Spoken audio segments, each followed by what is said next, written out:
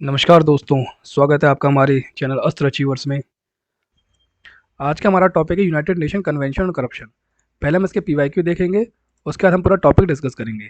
चलिए चलते हैं पीवाईक्यूज़ की तरफ। एक तो ये आया हुआ है introduce United Nation convention on corruption 5 marker में, और आया हुआ है 20 मार्कर में describe the preamble of the United Nations convention on corruption. हम ये चीज़ भी कवर करेंगे, बाकी चीज़ भी डिस्कस करेंगे। चलो हम बढ़ते हैं अपने टॉपिक की तरफ। तो United Nation convention against corruption UNCAC, ये इकलौता legally binding international anti corruption multilateral treaty है। देखिए, ये जो 3-4 पॉइंट है आपको अच्छे से रटने हैं।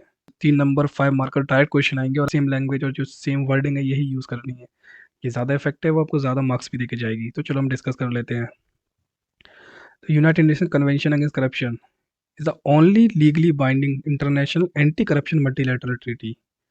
मतलब इकलौती एक legally binding international anti corruption treaty है जो अभी फोर्स के अंदर है। इसके अलावा कोई भी ट्रीटी नहीं है। एक एक वर्ड इंपॉर्टेंट है यहाँ पर। इसको अडॉप्ट किया था यूनाइटेड नेशन जनरल असेंबली ने 31 अक्टूबर 2003 के अंदर, और रेजोल्यूशन का नाम था 58/4 एंड एंटर्ड हुआ था फोर्स में ये 14 दिसंबर 2005। देखिए बिल्कुल एग्जैक्टली याद कर लीजिए ऐसा।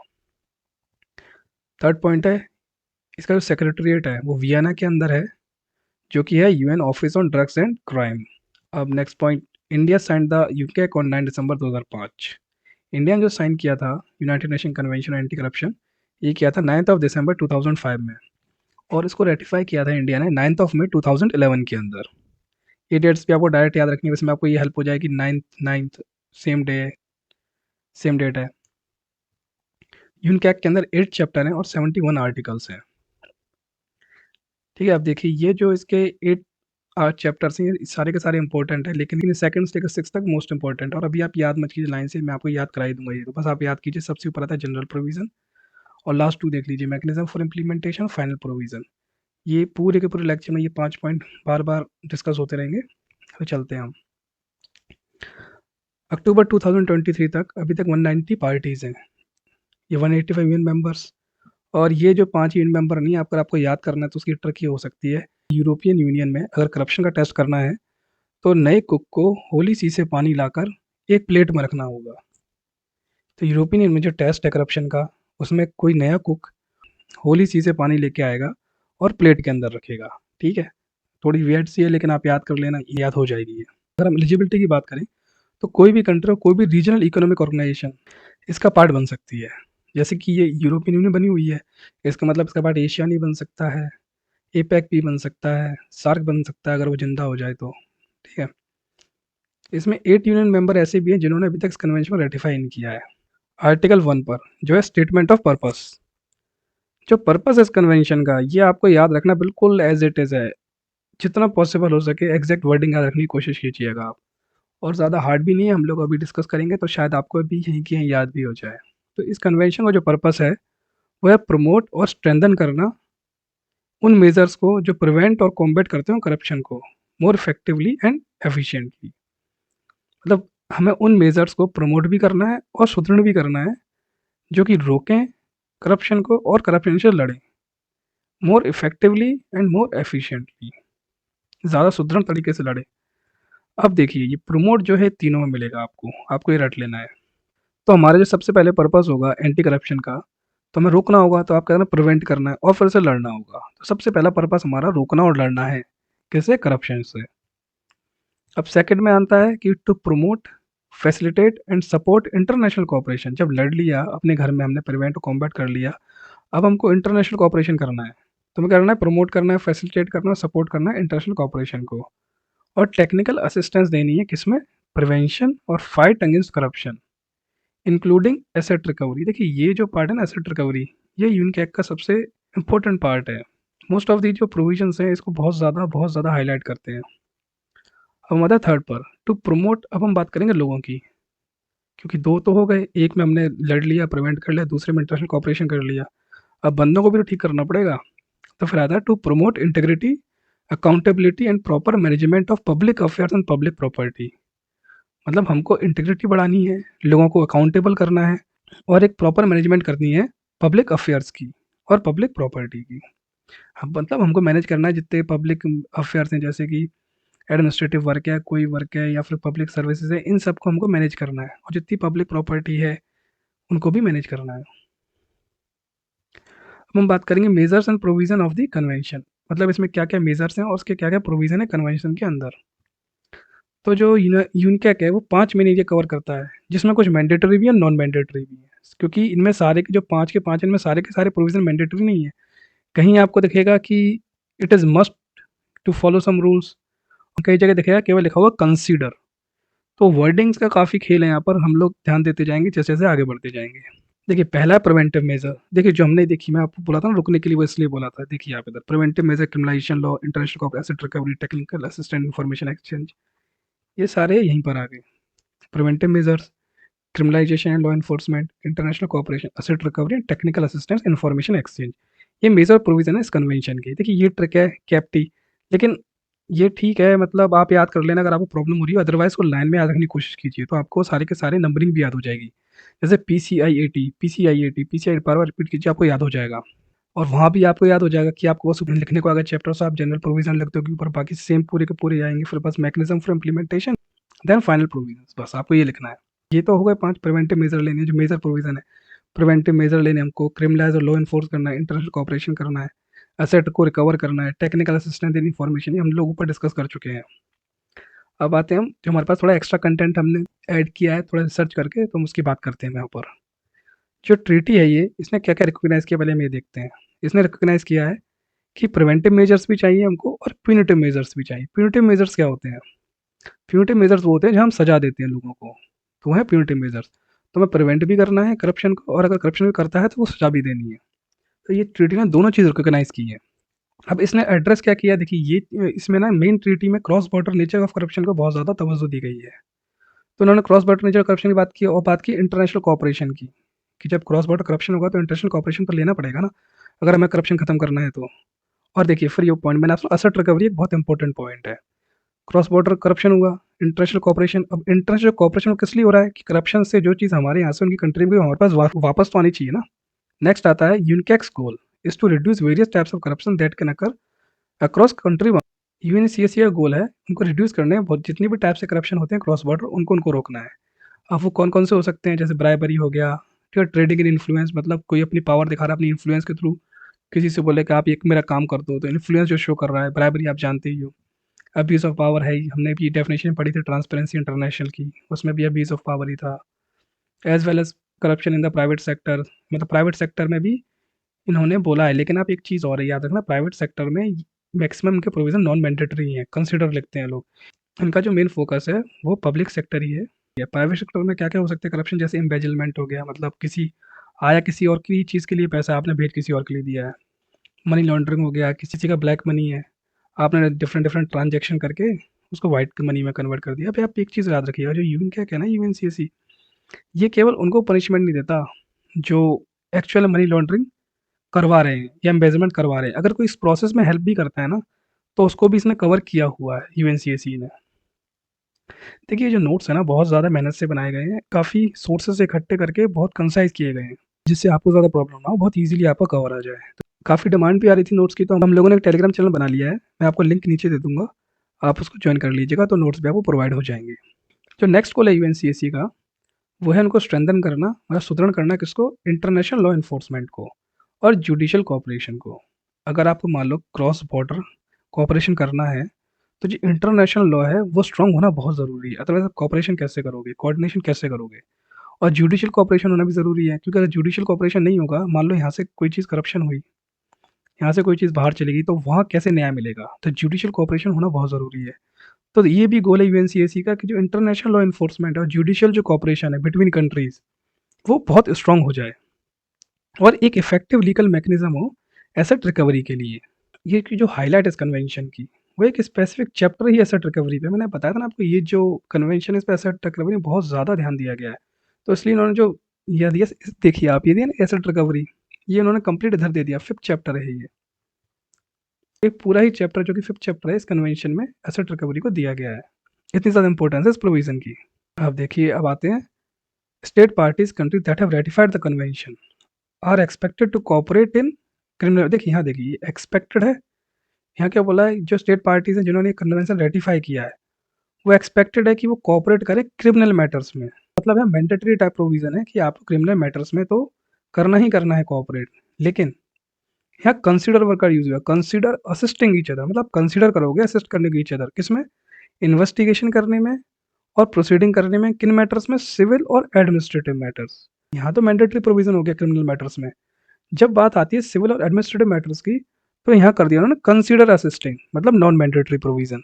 आपको ये भी याद रखना है कि मैक्सिमम जगह इस कन्वेंशन में क्रिमिनल मैटर को ही मैंडेटरी प्रोविजन में डाला गया है। सिविल और एडमिनिस्ट्रेटिव मैटर मैक्सिमम जगह नॉन मैंडेटरी प्रोविजन में ही है। ऐसे ही जो पब्लिक सेक्टर है या पब्लिक ऑफिशियल है वो तो हमेशा मैंडेटरी प्रोविजन में रहेंगे, और जो प्राइवेट है मोस्टली नॉन मैंडेटरी में ही रहेंगे।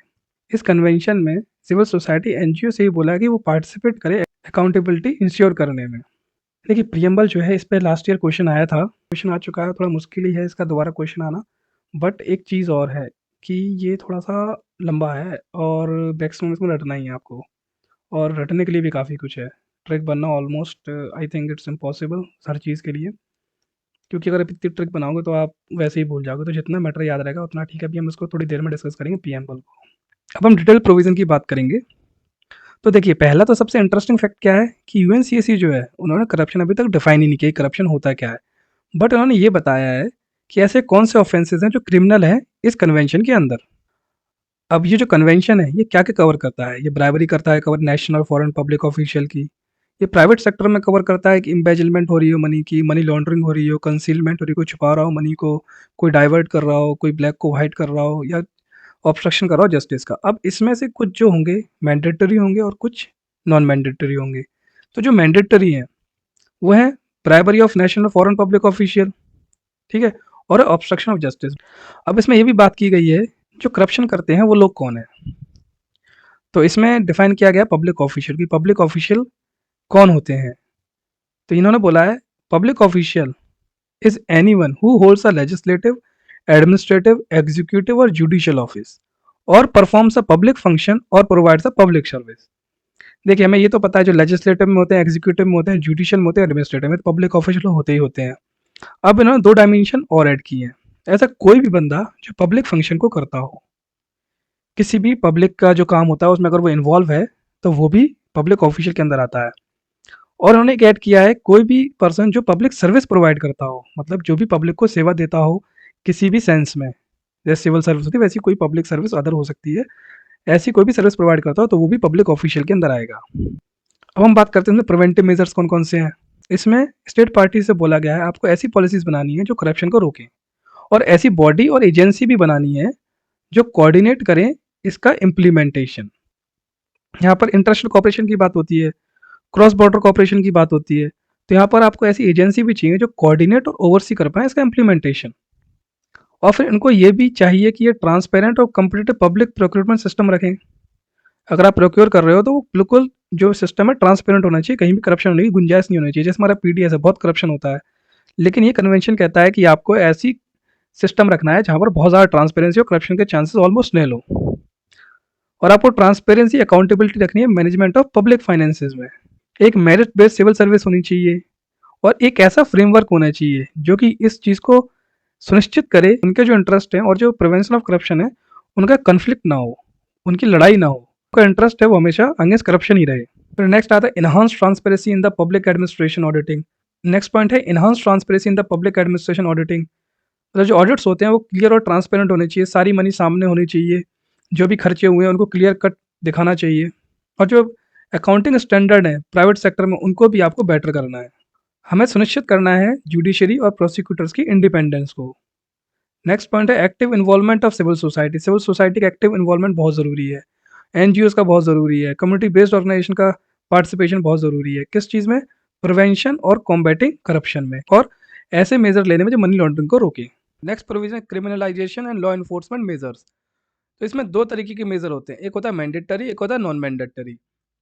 अब इसमें एक आप चीज़ को ध्यान रखनी है, अगर ब्राइबरी पब्लिक ऑफिशियल की है, चाहे वो नेशनल हो या फॉरेन हो या फिर ऑफिशियल हो, पब्लिक इंटरनेशनल ऑर्गेनाइजेशन, ये सारे मैंडेटरी में जाएंगे। और अगर यहीं पब्लिक ऑफिशियल की जगह प्राइवेट सेक्टर हो जाता है और ब्राइबरी आ जाती है तो वो नॉन मैंडेटरी में आ जाएगा। मतलब इससे क्लियर ये होता है हमको कि पब्लिक ऑफिशियल की ब्राइबरी को कंप्लीटली बैन करने का उन्होंने सोच रखा है।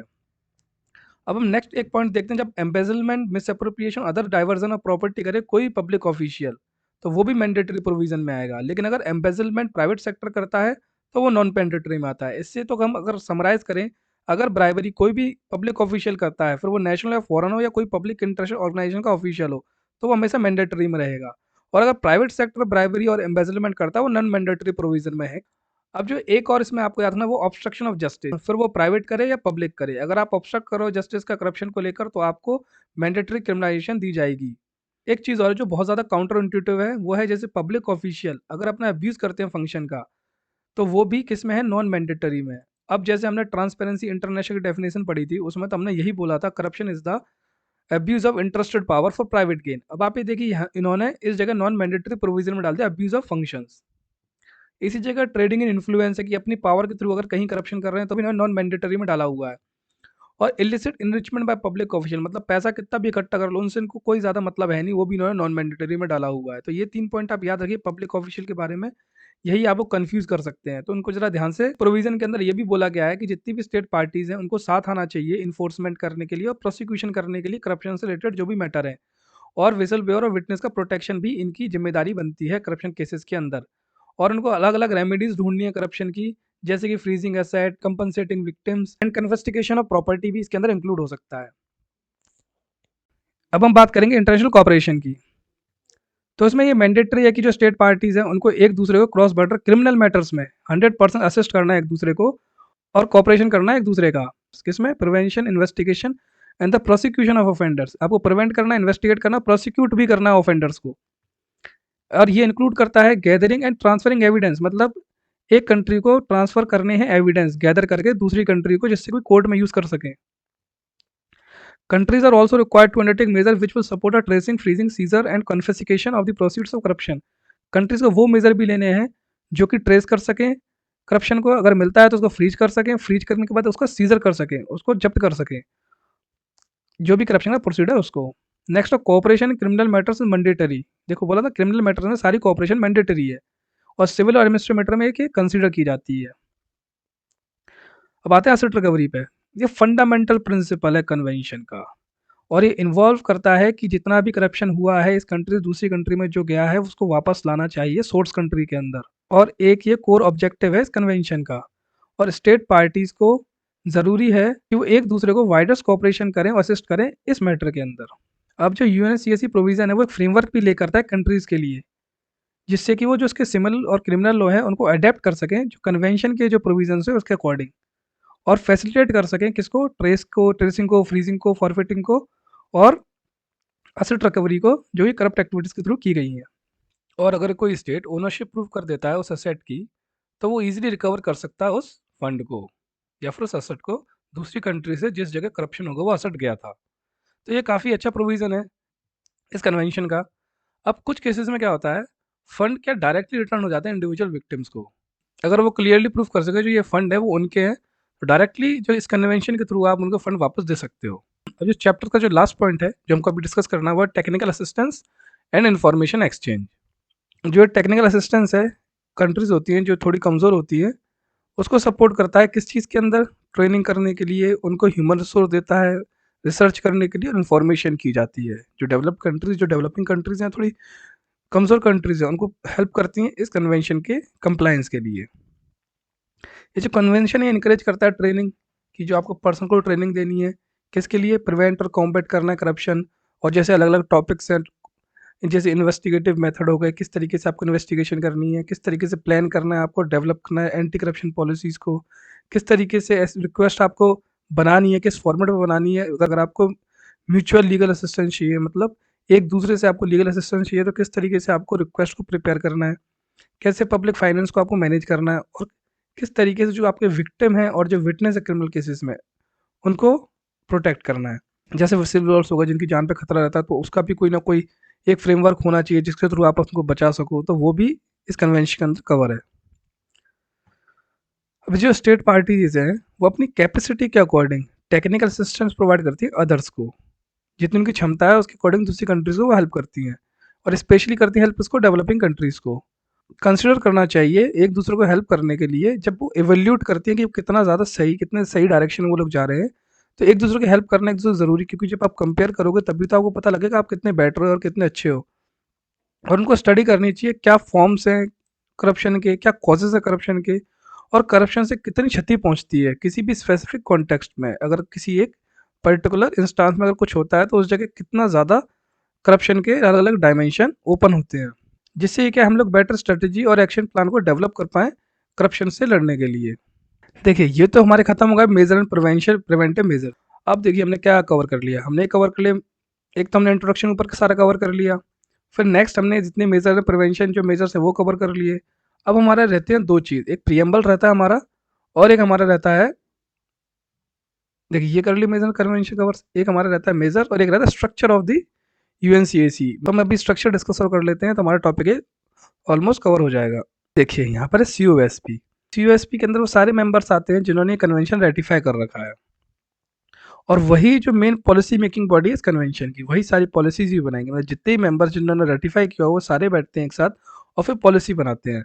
और ये जो कॉन्फ्रेंस है हर 2 साल में मिलती है और रेजोल्यूशन डिसीजन को लेती है। रेटिफाइड है वो तो सीएसपी के पार्ट है, लेकिन जो सिग्नेटरीज हैं वो भी as observer in the conference में उनको उनको इंटाइटलमेंट मिली हुई है। जो नॉन सिग्नेटरीज हैं, फिर वो इंटर गवर्नमेंटल ऑर्गेनाइजेशन हो या एनजीओज हो, वो भी अप्लाई कर सकते हैं ऑब्जर्वर स्टेटस के लिए इनके सेशंस के अंदर। ये जो सीयूएसपी है सपोर्ट करती है स्टेट पार्टीज को, सिग्नेटरीज को कन्वेंशन को इम्प्लीमेंट करने के लिए, और इसको पॉलिसी गाइडेंस भी देती है अपने जो ऑफिस इनकी सेक्रेटरीट यूनिडीसी के थ्रू, जिसके थ्रू ये डेवलप और इम्प्लीमेंट कर पाए एंटी करप्शन एक्टिविटीज। अब नेक्स्ट है जो कॉन्फ्रेंस है, इसने कुछ सब ग्रुप बनाए हुए हैं, कुछ बॉडीज बनाई हुई जिसके थ्रू अपने काम को ये करती है। इसमें जो पहला है वो इम्प्लीमेंटेशन रिव्यू ग्रुप। ये एक open ended inter governmental group of state parties है, मतलब इसमें कोई भी आके ज्वाइन हो सकता है, जो भी इनका सिग्नेटरी है कोई भी इसको ज्वाइन कर सकता है, जो कि एक अपॉर्चुनिटी प्रोवाइड करती है किसके लिए, ये जो इम्प्लीमेंटेशन है इस यूएनसीएसी प्रोविजन का वो कितने अच्छे से और कितने बेटर तरीके से वो लोग कर रहे हैं, और उनको शेयर भी करनी है जो बेस्ट प्रैक्टिसेस वो फॉलो कर रहे हैं, और जो भी डायलॉग्स इनको बातें करनी है उन इश्यूज पर, उन इश्यूज पर कंसेंसस लेके आना है जो इमर्ज हो रहे हैं, अभी जो नए नए इश्यूज मार्केट में आ रहे हैं। जो सेकंड ग्रुप है उसका नाम है working group on prevention. Prevention से आप समझ लीजिए जो इसका काम है वह एडवाइस करना और असिस्ट करना कॉन्फ्रेंस को किस मामले में, प्रिवेंटिव मेजर्स लेना है करप्शन के लिए। अब नेक्स्ट है working group on asset recovery. ये भी क्लियर नेम से ही हो जाना चाहिए, एसेट रिकवरी मतलब एक ऐसा ग्रुप कॉन्फ्रेंस का जो कि इंप्लीमेंटेशन करता है उस प्रोविजन की जिसके थ्रू आप एसेट रिकवरी करते हो, जिसके थ्रू आप जो बाहर जो आपका सामान गया उसको वापस लेके आते हो। अब कंक्लूजन कर लेते हैं हम लोग। तो जो यूएनसीएसी प्रोवाइड करता है एक इंटरनेशनल लीगल बेसिस, किसके लिए, कोऑपरेशन करना है इनको, जो यूनिवर्सली एग्रीड कॉन्सेप्ट है करप्शन के लिए, मतलब जो सभी लोग मानते हैं हाँ ये चीज़ करप्शन है, उस चीज़ में आपको कोऑपरेट करना है और वेज ढूंढने हैं उस चीज़ को एड्रेस करने के लिए, उसको सही करने के लिए इसी फ्रेमवर्क के अंदर। अब इसने क्या किया, इसने एक इंटरनेशनल एक्सचेंज ऑफ एक्सपर्टीज को फॉस्टर करना शुरू किया है। एक दूसरे से एक्सपर्टीज को शेयर कर सकते हो, गुड प्रैक्टिस को शेयर कर सकते हो। बहुत ही जरूरी कन्वेंशन है इंटरनेशनल कोऑर्डिनेशन को बढ़ाने के लिए। देखिए हम बात करेंगे यूएनसीएसी कोलिशन, यहाँ पे एक्स्ट्रा पॉइंट है, ये क्या था, इसको एस्टेब्लिश किया गया था 2006 में। इसके अंदर 350 सिविल सोसाइटी ऑर्गेनाइजेशन है। इनका काम क्या है, इनका काम करना है कि इनको प्रमोट करना है इनका ratification, implementation, monitoring CSC UNCAC convention का। मतलब इस कोलिशन के अंदर जो ये नेटवर्क है पूरी कोशिश करते हैं जो कन्वेंशन है इसको रेटिफाई करें और इस कन्वेंशन को इम्प्लीमेंट भी करें अपनी कंट्री में, और लोग मॉनिटर भी करते हैं इस यूएन कन्वेंशन के इम्प्लीमेंटेशन को।